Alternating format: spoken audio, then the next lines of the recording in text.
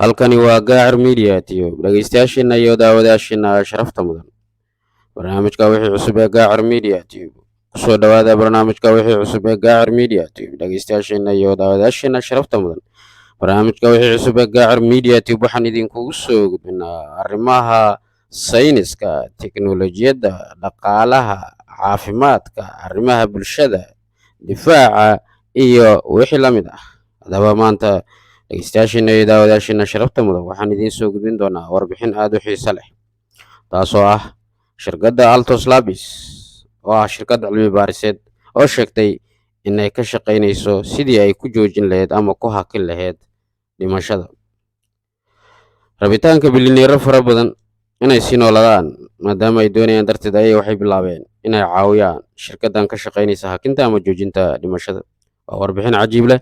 dhegeystayaasheena iyo daawadayaasheena sharafta mudan, intaanan u guda gelin warbixintaasoo dhammaystiran, fadlan marka hore subscribe, like, share iyo followda page-ka iyo channelka Gacar Media Tube ee aan ku kala leenahay YouTube-ka iyo Facebook-ka. Waa mahadsantihiin. Aan ku bilowno.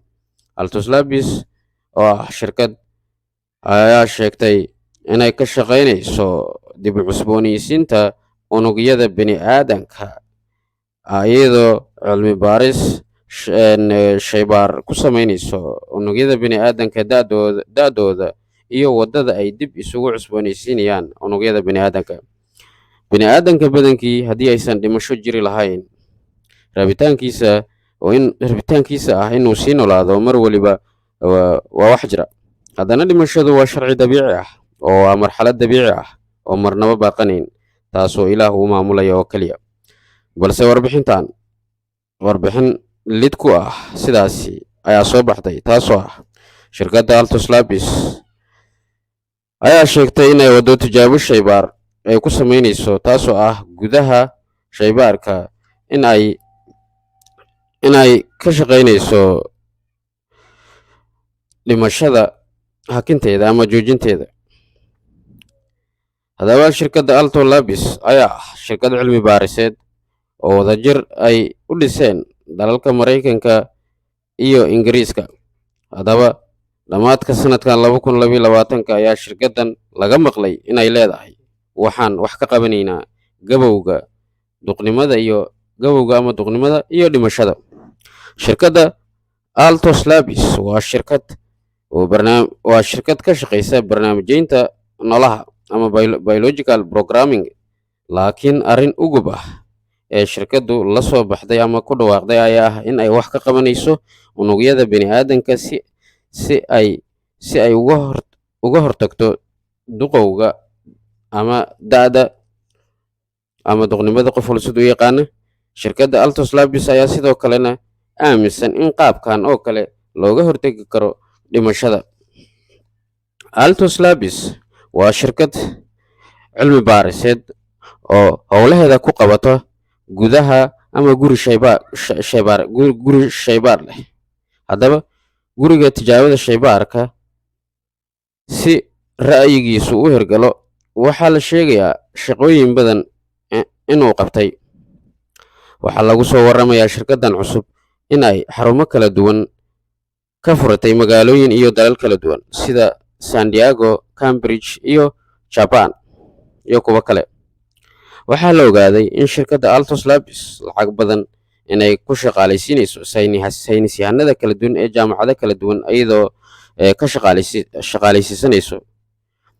Haddaba saynisyahanadan ayaa ballan qaaday in ay cilmi baaris ballaaran ku samayn doonaan habka unugyada bini'aadanka u koraan, habka unugyada bini'aadanka ay isu beddelaan, taasoo u horseedaysa ayaa la leeyahay qaabkii dhimashada lagu hakin lahaa ama dhimashada lagu joojin lahaa. Haddaba waxaa lagu soo waramayaa in cilmi baaristan ay soo jiidatay qalbiyada maalqabeena fara badan ama bilyaneero fara badan sida agaasimaha shirkadda Amazon Mr. Jeff Bezos iyo Yuri Milner. Markii Altos Labs ay ku dhawaaqday ama sheegtay inay dhimashada wax ka qabanayso dad badan oo dhimashada aan rabin, maadaama ay jiraan Altos Labs dhinaca taageero lacageed inaysan waayin, ayay Altos Labs sheegtay oo macnihii lacago fara badan iyo taageerooyin fara badan wax u ballan qaaday iyo kuwa ugu deeqaba yacnii saa'id bay ugu soo qulquleen ay ka dhigan tahay maadaama dad fara badan oo dhimashada nacab ay jiraan. run ahaantii su-aasha isweydiinta mudan ayaa ah ma dhabbaa in xarunta cilmi baaristan dhimashada su-aasha inaan isweydiina ayaa ma dhabbaa xarunta cilmi baaristan in ay dhimashada joojin karto? waayo annagu waxaan aaminsannahay dhimashadu waa shay dabiici ah taasoo uu ilaah uu ku shaqo leeyahay oo bini aadan uusan waxba ka qaban karin, balse warbixintan meesha ay ku dambayso iyo cilmi baaristan meesha ay ku dambayn doonto waan isla wada arki doonaa. haddaba dhegeystayaasheena iyo daawadayaasheena sharafta mudan, waxaa intaa inooga eg barnaamijka wixii cusub ee gaacar media tube. barnaamijka wixii cusub ee gaacar media tube ee kan xiga intaan ku kulmi doono nabadiino.